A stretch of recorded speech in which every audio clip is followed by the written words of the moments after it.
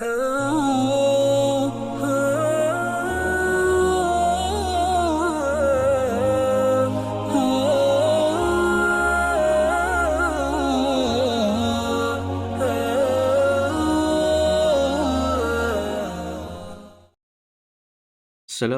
warahmatullahi taala wabarakatuh. Bismillahirrahmanirrahim.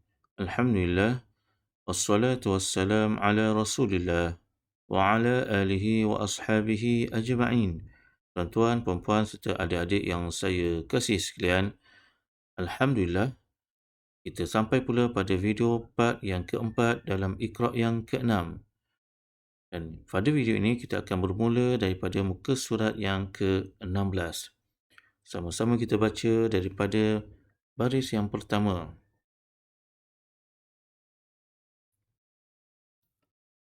وَمَنْ ضَلَّ فَقُلْ إِنَّمَا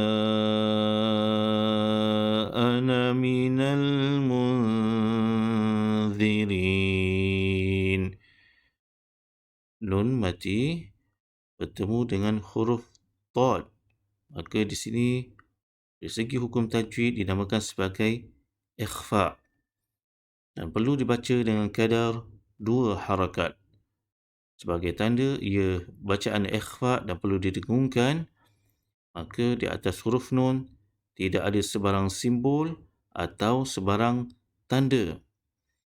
Kemudian pada kalimah ini alif tidak berfungsi dalam bacaan, tetapi dalam kaedah penulisan Al-Quran ia tetap perlu ditulis.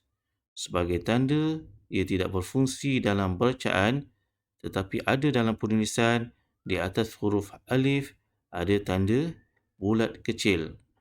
Dan di sini sebutan ataupun lafaz huruf nun di sini, bacaan huruf nun tidak boleh dipanjangkan dengan kadar 2 harakat. Seterusnya, kita masuk pula pada nun mati ataupun tanwin yang mana selepasnya terdapat huruf ta.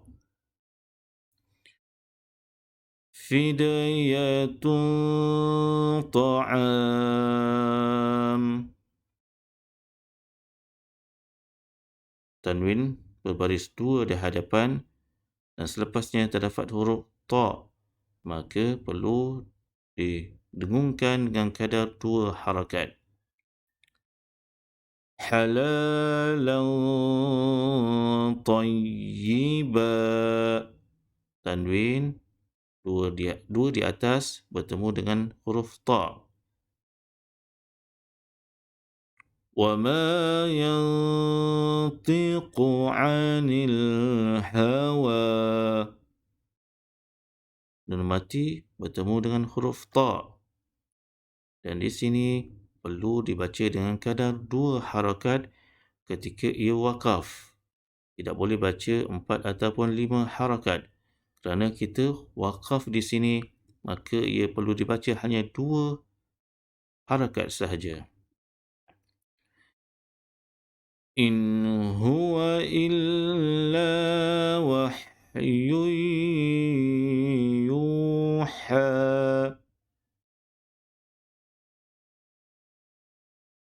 Wa minal layli fasjud lahu wasabbihhu laylan tawila. Seterusnya, wa waqa'al qawlu 'alayhim bima zalamu fahum la yantiqun.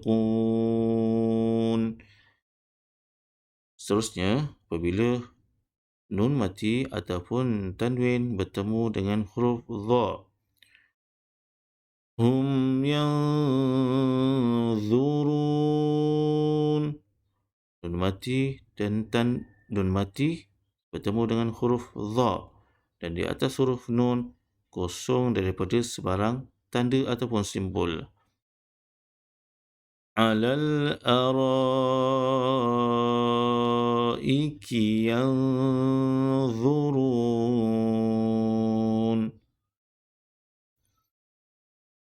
إِلَّا مِرَاءً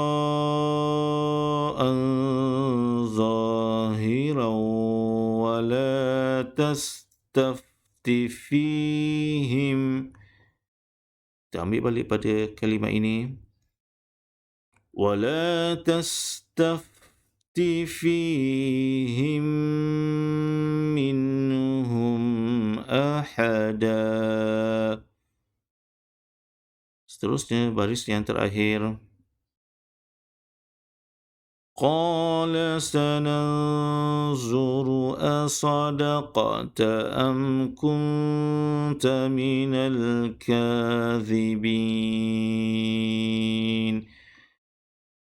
Pada sebutan sadaqa, as-sadaqa, qaf di sini ada bunyi qalqalah kerana qaf salah satu daripada huruf-huruf qalqalah. Alhamdulillah, kita ke muka surat yang berikutnya pula.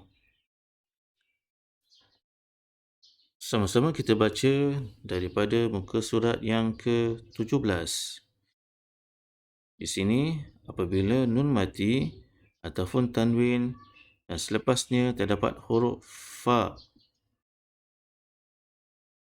وَأَنْفِقُوا خَيْرٌ لَكُمْ. Nun mati dan selepasnya terdapat huruf fa dan di atas huruf nun kosong daripada sebarang tanda. Maknanya tidak ada sebarang simbol di atas huruf nun. Maka kita perlu dengungkan dengan kadar 2 harakat. فَتَنْفَعَهُ الذِّكْرَى إِذَا السَّمَاءُ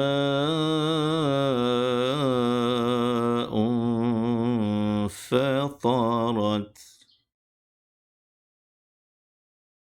وَإِذَا الْكَوَاكِبُ انتَثَرَتْ.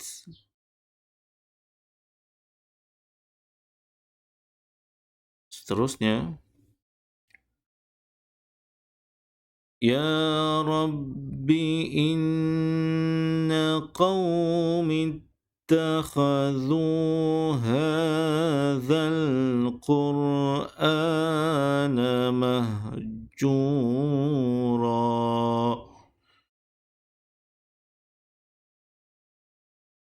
إنا رادوه إليك وجاعلوه من المرسلين.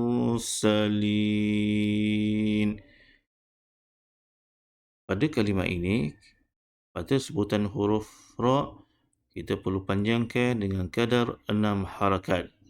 Kerana di atas huruf ra ada tanda mad dan selepas tanda ini terdapat huruf yang bertanda sabdu. Maka kita perlu panjangkan dengan kadar 6 harakat. Dan perkara ini telah saya jelaskan pada video yang lepas. Seterusnya, apabila nun mati ataupun tanwin dan selepasnya terdapat huruf qaf. Min qablikum bi'ayyi dhanbin qutilat.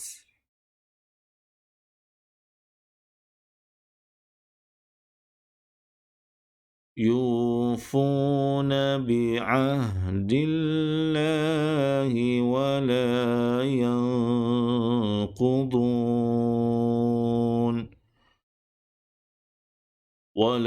ينقضون الميثاق.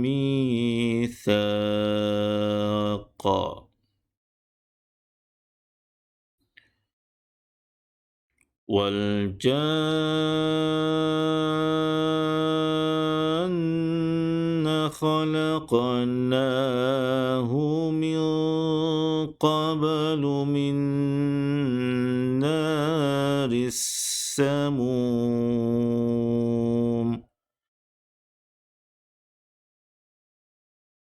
بل كذبوا بالحق لما جاءهم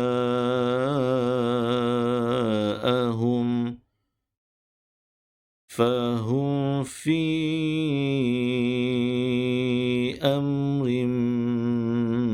مريج.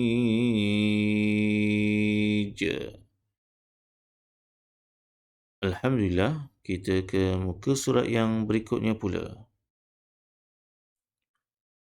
Pada muka surat yang ke-18 pula, kita akan sama-sama belajar apabila nun mati ataupun tanwin dan selepasnya terdapat huruf kaf ataupun bertemu dengan huruf kaf. Maka sebutannya ataupun bacaannya adalah faman kana, nun mati bertemu dengan huruf kaf dan di atas huruf nun tidak ada sebarang simbol ataupun tanda.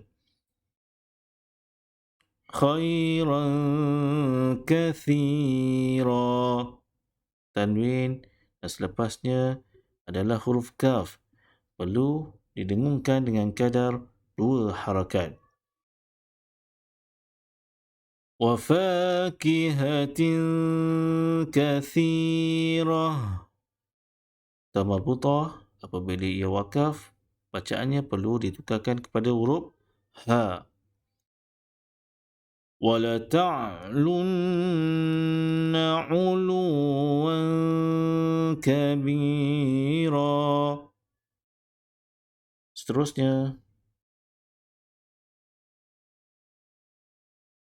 inna makkanna lahu fil ardi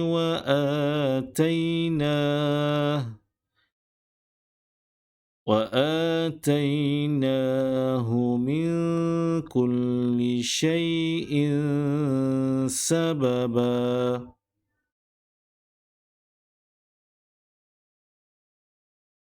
Ya ayyuhal mala'u inni ulqiya ilayya kitabun karim.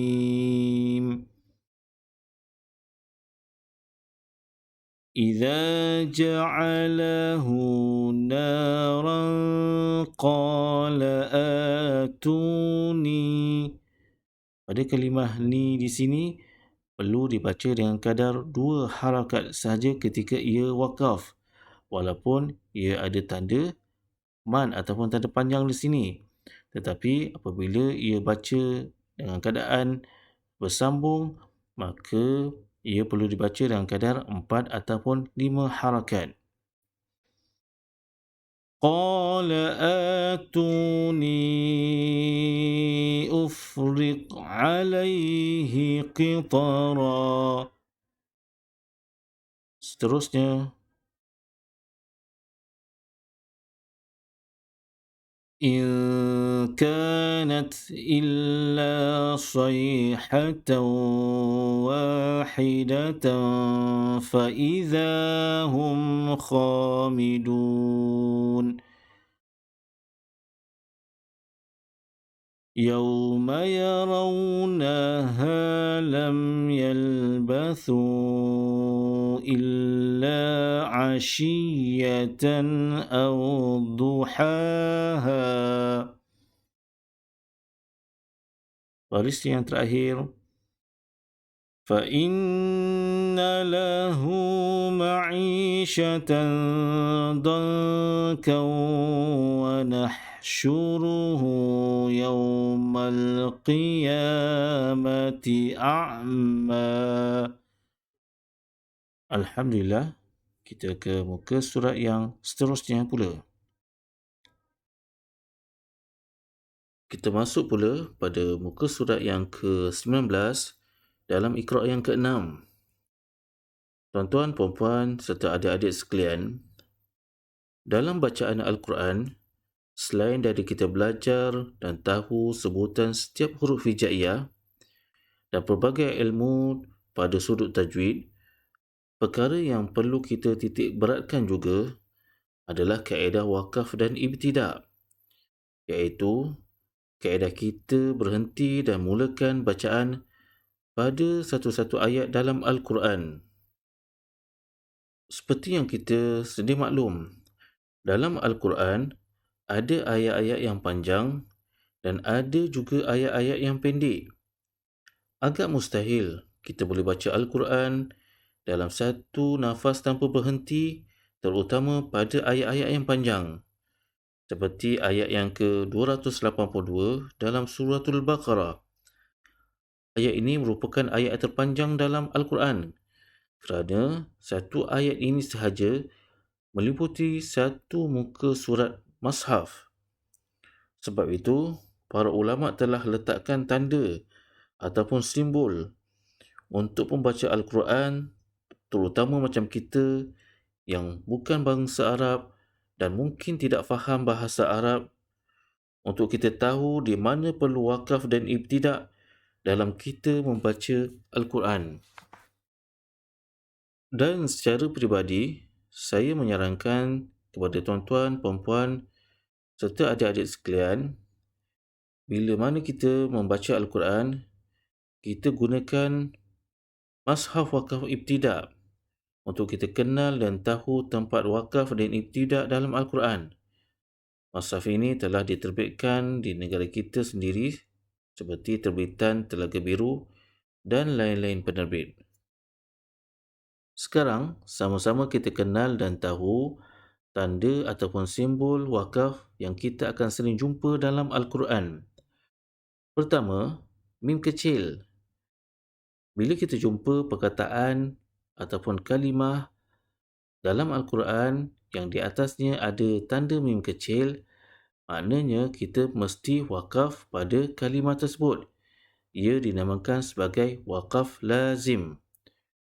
Kita perlu dapat bezakan antara mim kecil yang menunjukkan tanda wakaf lazim dan mim kecil yang menunjukkan tanda iqlab. Kedua-dua tanda ini dibezakan dengan ekor yang ada pada tanda ataupun pada huruf mim tersebut. Kedua, tanda qaf, lam, ya ataupun disebut sebagai qili. Jika kita jumpa ayat ataupun kalimah dalam Al-Quran dan di atasnya ada tanda qili, bermaksud kita harus berhenti dan berhenti pada kalimah ataupun perkataan tersebut adalah lebih utama. Seterusnya, tanda berhenti berikat ataupun dalam bahasa Arab disebut sebagai waqaf ta'anub. Bermaksud, kita hanya boleh berhenti pada salah satu daripada dua tanda ini. Bermakna, kalau kita berhenti pada tanda yang pertama, kita tidak boleh berhenti pada tanda yang kedua. Dan kalau kita berhenti pada tanda yang kedua, kita tidak boleh berhenti pada tanda yang pertama. Seterusnya, tanda jim kecil.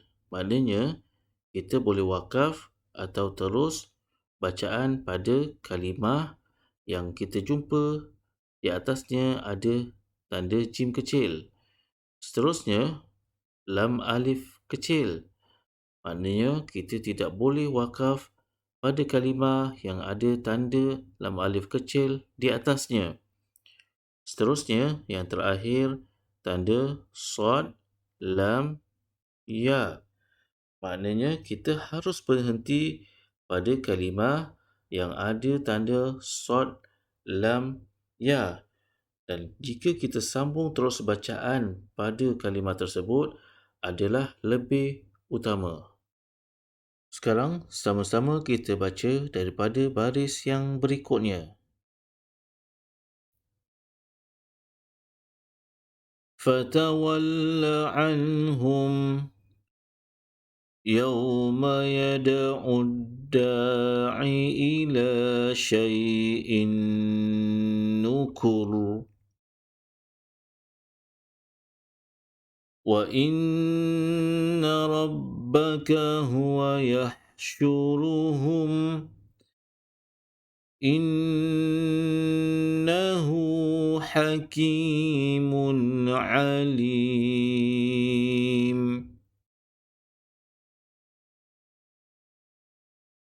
أَفَمَن يَخْلُقُ كَمَن لَّا يَخْلُقُ أَفَلَا تَذَكَّرُونَ.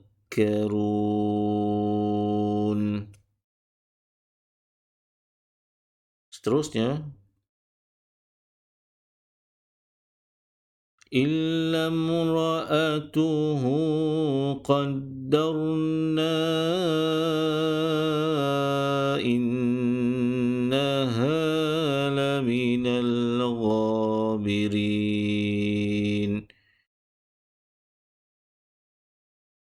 ذَلِكَ الْكِتَابُ لَا رَيْبَ فِيهِ.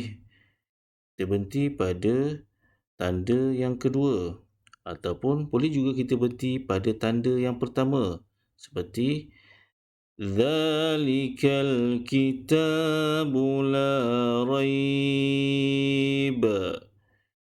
fihi hudal lil muttaqin. Ataupun kita tidak berhenti pada kedua-dua tanda dan kita baca terus tanpa kita berhenti pada mana-mana tanda juga dibolehkan. Seterusnya, baris yang terakhir, watrukil bahra rahwan innahum jundum mughraqun. Alhamdulillah, kita ke muka surat yang berikutnya. Sama-sama kita baca daripada muka surat yang terakhir pada video part yang keempat dalam Iqra' yang keenam, iaitu muka surat yang ke-20. Alladzina tatawaffahumul malaikatu tayyibina yaquluna salam. Di sini ada tanda lam alif kecil yang menunjukkan kita tidak boleh berhenti pada kalimah tayyibin. Kita perlu sambung terus kalimah ini dengan kalimah selepasnya. Mata'un qalilun thumma ma'wahum jahannam wa bi'sal mihad. Sini ada tanda jim kecil. Maknanya kita harus berhenti pada kalimah yang ada tanda jim kecil di atasnya. Seterusnya,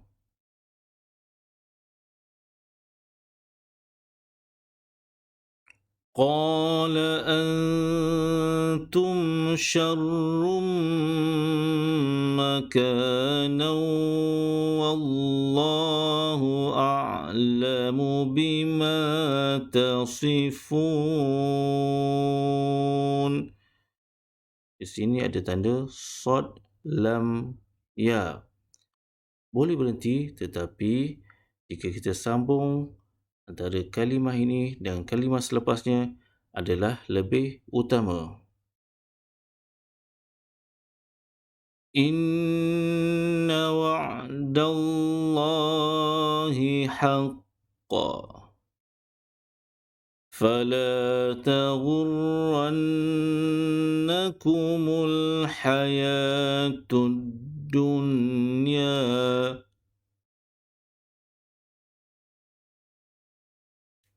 ومن يبتغ غير الإسلام دينا فلن يقبل منه. Seterusnya,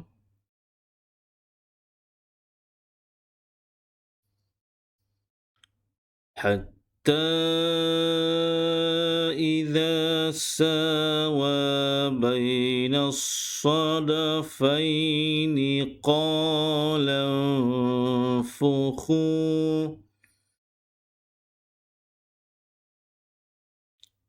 إن يمسسكم قرح فقد مس القوم قرح مثله